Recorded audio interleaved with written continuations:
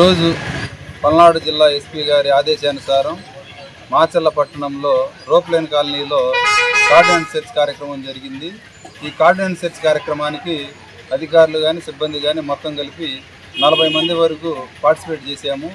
ఈ కార్డినెన్స్ సెర్చ్లో భాగంగా అనుమానాస్పద ప్రతి ప్రాంతాన్ని వ్యక్తిని క్షుణ్ణంగా తనిఖీ చేశాము. కార్డినెన్స్ సెర్చ్ యొక్క ప్రధాన ఉద్దేశం ఏంటంటే అసాంఘిక కార్యకలాపాలు ఏమన్నా జరుగుతున్నాయా లేదంటే ఏమన్నా ఇల్లీగల్గా అనుమతి లేకుండా ఏదన్నా మద్యం అమ్మటం కానీ సారాయి అమ్మటం కానీ లేదంటే వీళ్ళు గ్రూపులుగా కానీ వర్గాలుగా విడిపోయి తగాదాలకు ఏమైనా ప్రిపేర్ అవుతున్నారా, ఏమైనా ఆయుధాలు సమకూర్చుకుంటున్నారా లేదా అనే విషయం గురించి అవన్నీ సెర్చ్ చేసి స్వాధీనం చేసుకోవటం, శాంతి భద్రతలను కాపాడటం అనేది యొక్క కార్డినెన్స్ సెర్చ్ యొక్క ఉద్దేశం. ఈ కార్డినెన్స్ సెర్చ్లో మొత్తం తనిఖీ చేసి మొత్తం మీద ఒక 33 బైకులు, 2 ఆటోలు స్వాధీనం చేసుకున్నాం. అదేవిధంగా 3 గొడ్డళ్ళు, 2 గొడ్డపాలు, 2 పడవళ్ళు కూడా స్వాధీనం చేసుకోవడం జరిగింది. ఈ బైకులకు సంబంధించి పత్రాలన్నీ మళ్ళీ క్షుణ్ణంగా తనిఖీ చేస్తాం. పత్రాలు వాళ్ళు సమర్పిస్తే వాళ్ళ బైకులు వాళ్ళకి హ్యాండ్ ఓవర్ చేస్తాం.